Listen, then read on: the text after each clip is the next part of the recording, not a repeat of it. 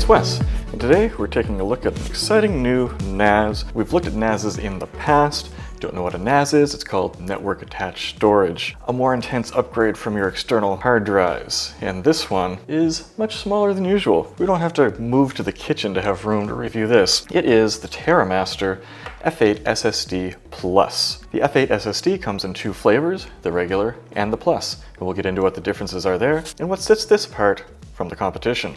Quite a few things. Very exciting. So if you are a creator who generates a lot of content, you might want to look into getting a NAS. You got piles and piles of hard drives. I have so many hard drives in my fire safe in the basement. All of a sudden, using a NAS, you get data redundancy and more convenience being able to access it throughout the network in your home, or if you so choose, throughout the whole internet. Getting ahead of ourselves though. We have looked at NASs in the past. They're all much larger than this because they could contain full-size spinning disk drives. This one, however, does not contain any of those, and that creates some unique advantages and some disadvantages. One of the big advantages is there's nothing to get moving, so this NAS is currently running. There's also no noise coming out of it. Let's get close to the mic. Can you hear it? The fans are running, and I can just barely hear it if I put my ear up to it. Unless you're under high load, you can set this on your desk and you will not hear it. Whereas any NAS that takes full-size hard drives, no matter how quiet, no matter how well constructed, you're going to hear that operating, especially if it's under load. Another advantage, since this is on right now, I can turn it off, the push of one button, and in only a few seconds this is going to shut down. And the same is true for starting up. Most NASs take forever to get going. This is already off, much faster operation. There we go. We can unplug this and have a closer look. Starting with, as always, the build quality. Flip it upside down, we have two small fans. They have to be this exact size and shape to fit the size and shape of this NAS. I'm sucking a little cat hair into this now after some extended usage. We'll see on the inside what that looks like. Here's some rubber feet to keep it off the bottom. So obviously you want to keep this area clear. Draws up air through the bottom, blows it out the top, easy peasy. The sides and top, they're all just plastic, no milled aluminum going on here. On the back, we'll see some fantastic but limited I/O, 10 gigabit per second USB-C, 10 gigabit per second USB-A, 10 gigabit Ethernet, fantastic, HDMI, and our 12 volt in, and our one thumb screw to open this up. Easy peasy. Once it's unscrewed, we just slide off the exterior housing like so. And again, this does not feel like a premium device. It is exactly what it needs to be. Where the innovations are, a little bit of cat hair in there, not a lot, are on this main board here, where we have some just stellar engineering going on. Squeezing everything in. You can fit 8 M.2 SSDs in here. Now these are going to run at, I believe, Gen 3 speeds, which I don't see as being a problem whatsoever. We'll talk more about the specs later on though, we're getting ahead of ourselves. As you can see, this is very thoughtfully designed, very easy to get into, very simple.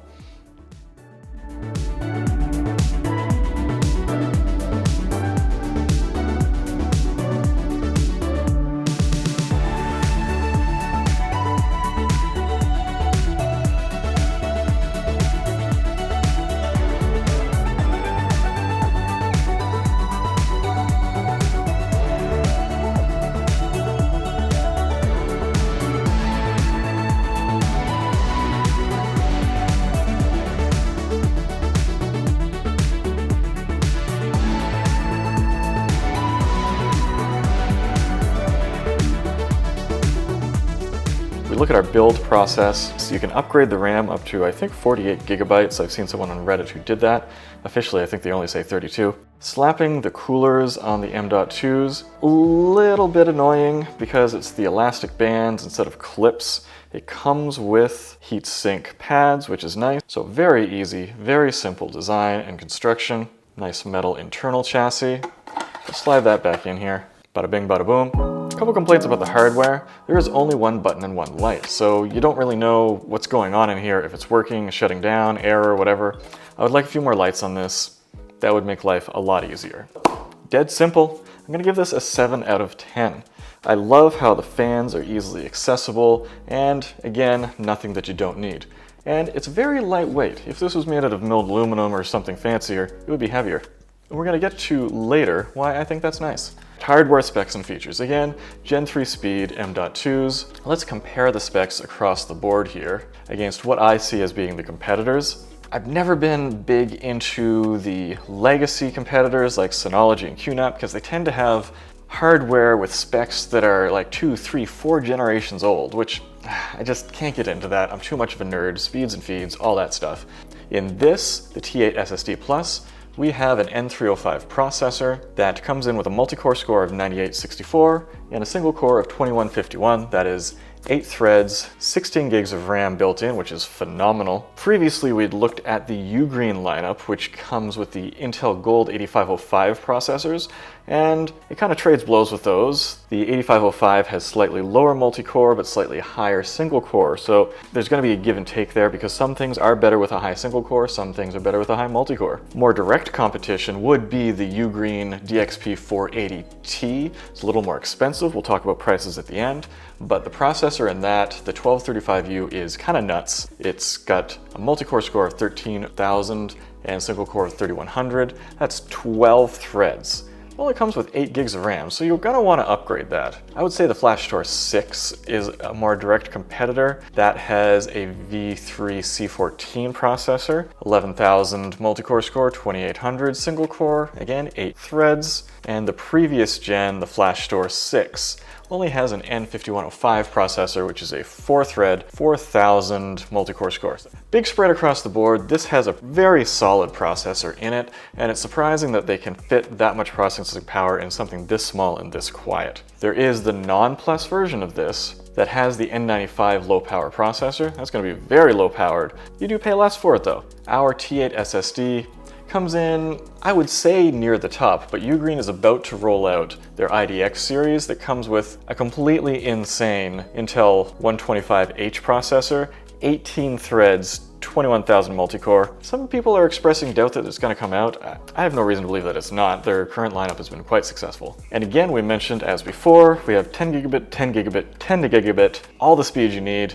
I would not want to have an SSD only unit that didn't have 10 gig. Overall, across the board for the specs, I'm going to give that an 8.75 out of 10. One great thing about the way this is designed, we have such a simple airflow that we have those 2 fans cool the processor, cool the M.2s. A lot of bigger NASs, they have a bunch of dead spots in them that create cooling issues and you end up with uneven temperatures across the board. This one, perfectly designed. Now, as far as the actual practical performance goes, when you log into the interface, you will see that it is snappy. We'll talk about the software later, which is running TNAS 6.0, their brand new operating system, but it is so much snappier than any other NAS when it comes to the operating system. Just bam, bam, bam. It is immediate, which is fantastic. As far as network performance goes, though, I have to say, I don't want to get too detailed into that because a lot of people have talked about that more. I want to talk about more the practical elements. It isn't significantly faster because networks have a lot of overhead and it's just the long-term bottlenecks that this will be better at. So for a small transfer, this is going to transfer about the same speed as a conventional NAS that has a lot of RAM or a sufficient amount of RAM that is also running on 10 gig. But for a massive transfer where a traditional NAS that has a good amount of RAM and a good amount of M.2 caching, this will eventually exceed it because it's not going to saturate that. A lot of traditional NASs these days will have an M.2 cache, and so you're copying the data into an M.2 and then that's copying off of those SSDs into the hard spinning disks, whereas this one skips that whole process. It just has those NVMe storage cards and it goes straight into those, and that's where it goes. How does a RAID keep your data safe? Well, it has copies of your data. So mine right here has 2 M.2 SSDs in it, and it's just going to mirror the data between them. If one of them fails, I replace that and it copies it back over. I've lost nothing. That's what's called a RAID 1 configuration. Let's have a look at the software. Although this is an all SSD NAS, it still takes quite a while to synchronize the drives together for a RAID, just like any other NAS. If you're expecting to get up and running immediately, manage your expectations. As far as TNAS goes, it is more similar to Ugreen versus Synology and QNAP and so forth, in that it doesn't have like the massive wealth of legacy apps and support that those older NASs have. This a little bit more basic. You have all the basics for sure, just not a lot of the more advanced options and features and, again, apps and broader ecosystem. I don't want to focus too much on the nitty-gritty of all that, lots of reviews to see that. I want to come at it from my own particular perspective as a creator, photographer, videographer. For me, the most important part as a photographer, videographer is the storage and sorting of a lot of photos. Now, I was hoping that with the app, I could copy my iCloud library automatically over. Unfortunately, when you set up backup, photo backup on this through your iOS device, it only backs up from the day that you started. So I had to manually copy my iCloud library over. That is 256,000 photos and videos. It did not take long at all to copy over, again, because of the high transfer speeds of this, but initially it choked on the image recognition until I restarted it, and then it just blew right through it. It took about a day to do the indexing, and then it builds the thumbnails, and then it does the scenes, and then it does the facial recognition. I wish it didn't go in that order. I would much rather it hit the facial recognition first and then the scene recognition, because that's significantly less important to me at least. We're going to talk about how accurate that was in a moment. And honestly, I was not expecting this to do as well as the Ugreen system did, because they talk a big game about AI and modern algorithms and yada yada yada. And so once this had ingested and sorted all those files, and again, you want a powerful processor to do that. If you had a slower NAS, it would be chewing on that for days or weeks. So in our facial recognition test, we have me, my two kids, and then a bunch of other people that I know that I have lots of photos of that have very different faces from me, because not everyone's just some bald white dude. So let's have a look here. My baseline is going to be my iCloud library, which has been very carefully curated and very carefully selected for whose photo is whose for accuracy. Now, the great thing about using image recognition on a NAS like this is it all happens inside your device, inside your home network. It's not being done by Google or Amazon or Apple. It's all on board. Now, Apple does say that it happens all on device as well, but there's a lot of up and down with the cloud anyway. One of my sons, it was broken into two sections, the younger version of him, the older version of him on iCloud, total of 7924 photos. My other son, again, two sections, younger him, older him, 4,974 photos. Younger me and older me, again, it didn't get me in one piece. 3,100 photos of me. If we go across the board here, those are our baselines, and that's how you read this chart. So if we look at the Ugreen OS by comparison, we only have one more partition, which is great, but significantly less total number of photos found. If we add TNAS onto that, we have more partitions still, but a fairly similar number of photos in total. Interestingly enough, it got Melissa in one piece, even with the crazy makeup. That's surprising. But one of my sons, he broke into 5 different people that I had to aggregate back in again. If we look closer here, again, very similar total number found. 11,494 versus 12,474.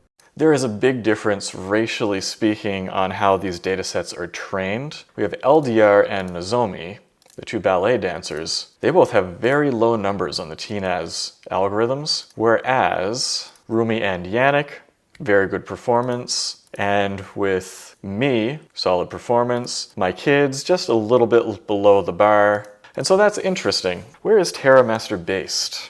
They are a Chinese company based in Shenzhen, China. So that's very interesting. They seem to be using kind of a more Western facial recognition system. Maybe that's because that's their target audience, but their system seems to not work as well in their region of the world, which is very interesting. This sort of thing, it's important.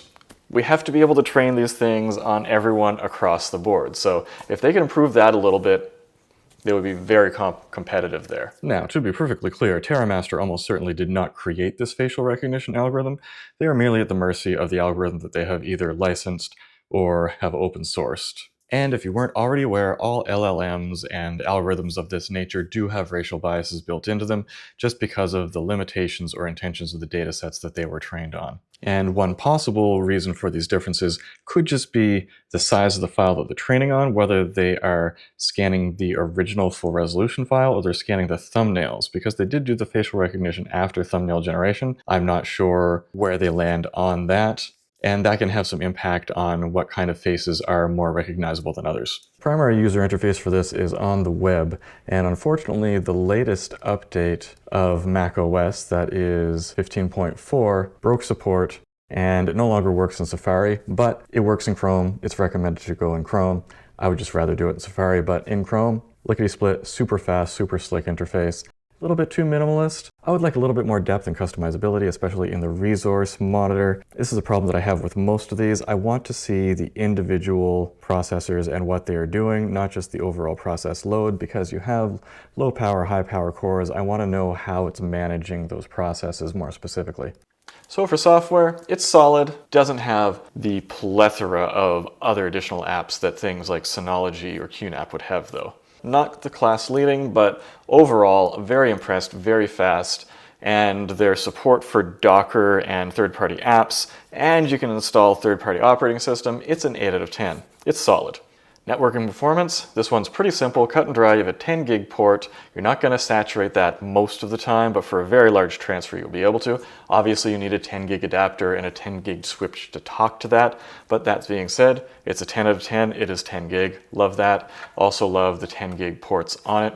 So this form factor, let's talk about that. It is small, very lightweight. And so I thought, you know what? It runs on 12 volts. Let's take advantage of that. Let's see if we can power it with a V-mount battery. Unfortunately, most V-mount batteries, their 12 volt output is limited to 3 amps, so I had to do a little bit of work.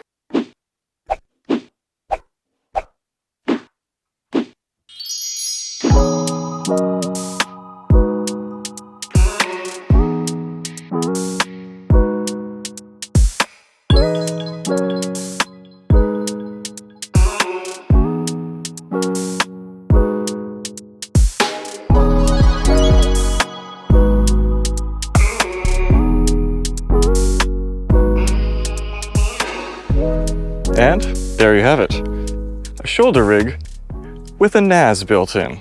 Okay, am I recommending that you do this? Not exactly, but I'm just pointing out how interesting this unique form factor is. There might be people out there with a use case. You can put many terabytes of storage in here, and it's redundant storage. Let's turn on the NAS. It's not on right now.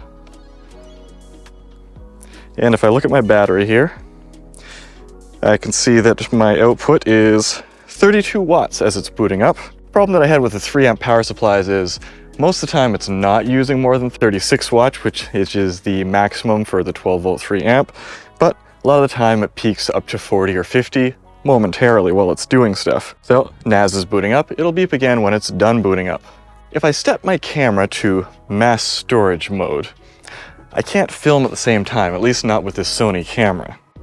So I have to unplug myself from the NAS for now. My NAS I have already set up so that if an external drive is plugged into it, it will perform an incremental backup, which means that if I film something on my camera and then plug it into the drive, it will ingest all of the footage into the NAS and then eject the connection, because that's how I have it set up. If I film a little bit more, plug it into the NAS, once again, it will ingest all of the footage that I have filmed that is new and eject the connection once again.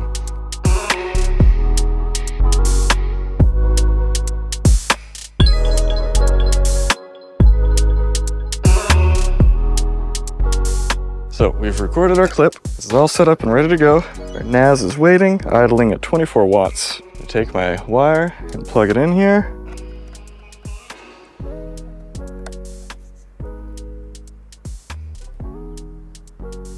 Reading, analyzing.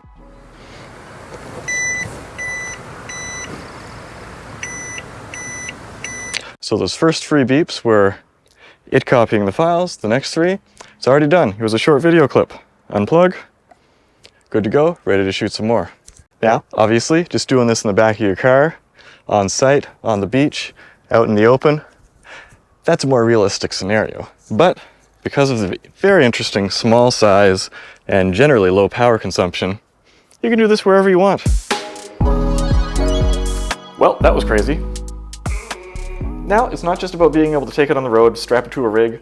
you can essentially create a tiny little UPS for the road for anywhere by doing this. If you know of a better way of getting more than 12 volt 3 amps in than just creating it yourself, let me know down in the comments below. For value, this comes in at $800 US. Let's check out our competition.